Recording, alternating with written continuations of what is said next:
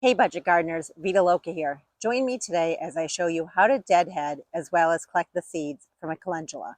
So let's go.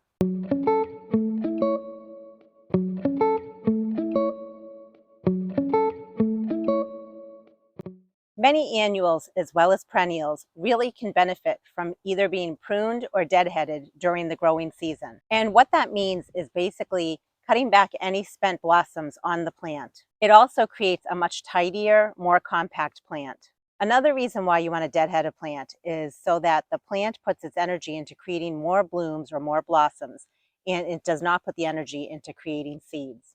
We still have a lot of summer left in this season, so I don't want my plants to go to seed yet. I want them to create blooms all season long up until my first frost. However, I do love collecting seeds from my plants, both annuals as well as perennials. I've made a lot of videos showing you my process on how to do that. I'll be sure to add a link to that playlist down in the description below. Today I wanted to show you two things. I wanted to show you my process for cutting back or deadheading the calendula plant, and I also wanted to show you my process for collecting the seeds. I have not been great about taking care of my calendula plant, but I figured today is the day to tackle this project, and I wanted to show you my process for doing that. Look how beautiful the blossom is. Right behind it over here, that's an example of what the flower bud looks like. So this we're also going to leave because this will eventually turn into a blossom.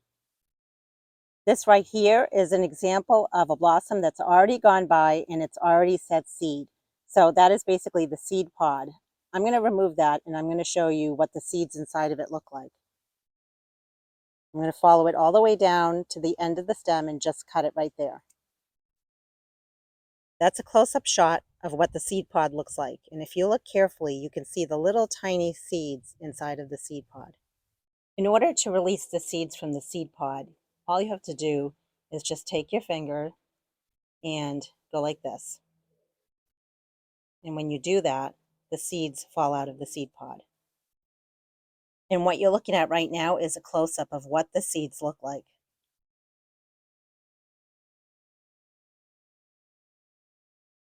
Now, again, if it was the end of the growing season, I wouldn't be doing anything to this plant. It would still be putting out blooms, but then eventually it would be setting seed and I would be collecting the seeds. But that's not what today is about. We also want to just come in here and we want to clean up this plant. So what you want to do is you look at a blossom that's spent or already gone by, you follow it all the way down to the end of its stem, and then you cut. But also notice right behind it, there's another flower that's already gone by.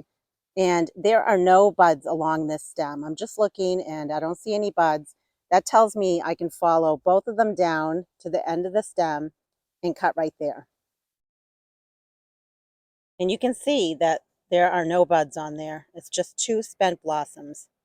And what I plan on doing is that same process to all my plants in this area here, because I want this plant to continue setting out more buds because I'm noticing there aren't a lot of buds on here right now. Oftentimes people use the words deadheading and pinching or pruning all in the same sentence. They are a little different. What we just did was we deadheaded the plant, which means we removed any individual spent blossoms. If you wanted to prune the plant, you would actually come in at a certain point and you would cut the plant down. And one of the benefits of pruning a plant is to have it be shorter, more compact, and bushier. Right now, these plants are not terribly leggy, but if they were leggy, what I would be doing is I would just be coming right in and I would be cutting one of the stalks of the plant down, because what happens with calendula is it then sends new growth from the base to make a more bushier plant.